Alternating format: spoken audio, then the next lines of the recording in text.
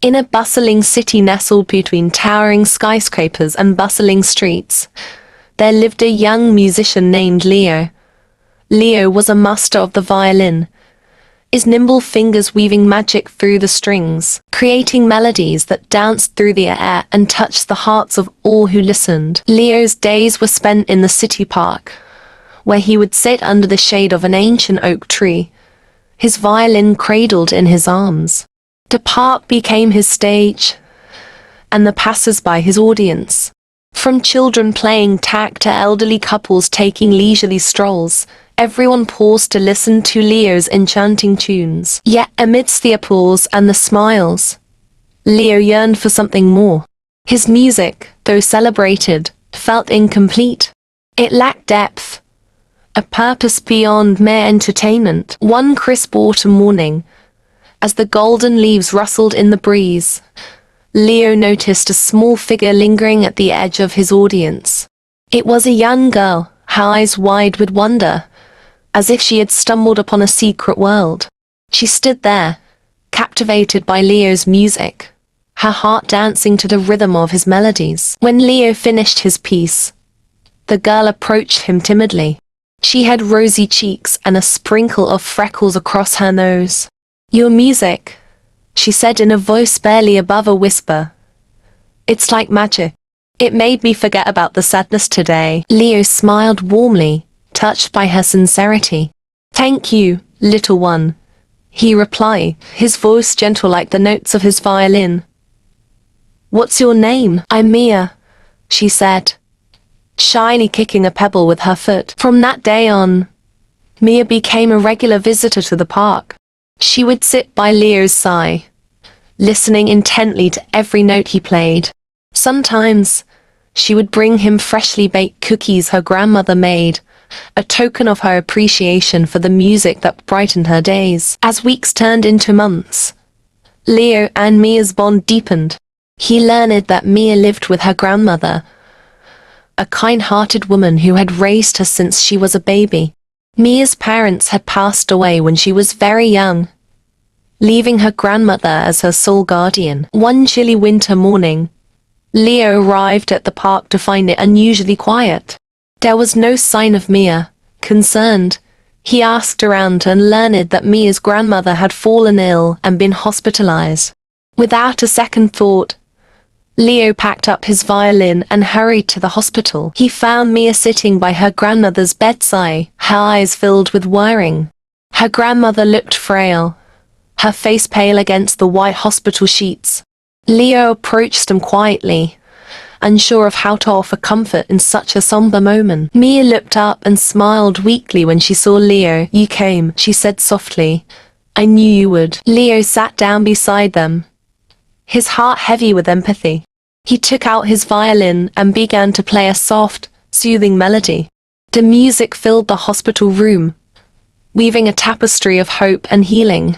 Mia's grandmother opened her eyes slightly and smiled at Leo. "Thank you, young man," she whispered, her voice fragile yet filled with gratitude. "Your music is like a warm hug." Leo continued to visit Mia and her grandmother every day after that. He played his violin with tender reverence, bringing comfort and solace through his melodies.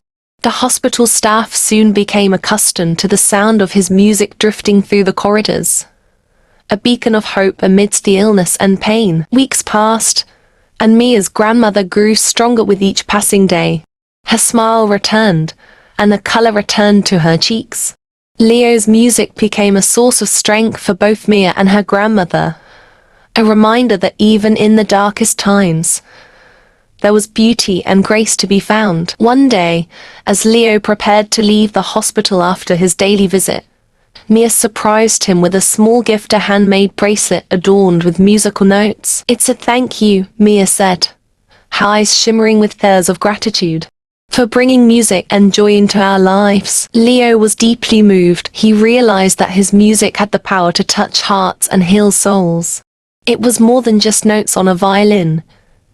It was a language of compassion and empathy, a bridge that connected people in times of need. From that day on, Leo played not just for applause or recognition, but to spread kindness and love wherever he went.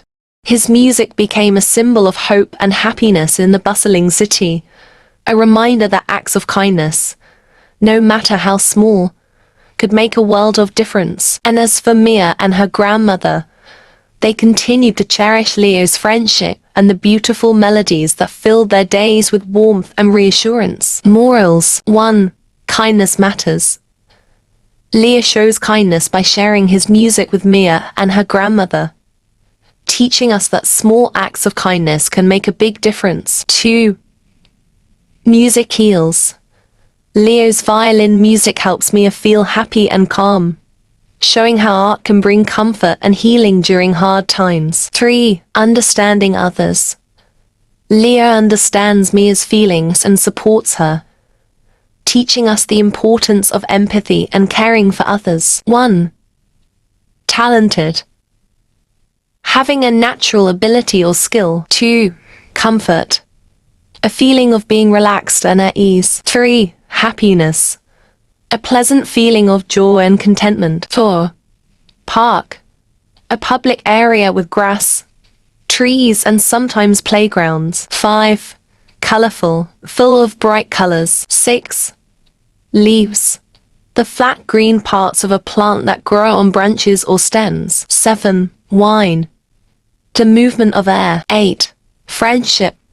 A relationship between people who care about each other. 9. Support. Help and encouragement given to someone during difficult times. 10. Kindness. Being friendly, generous, and considerate towards others. 11. Heal.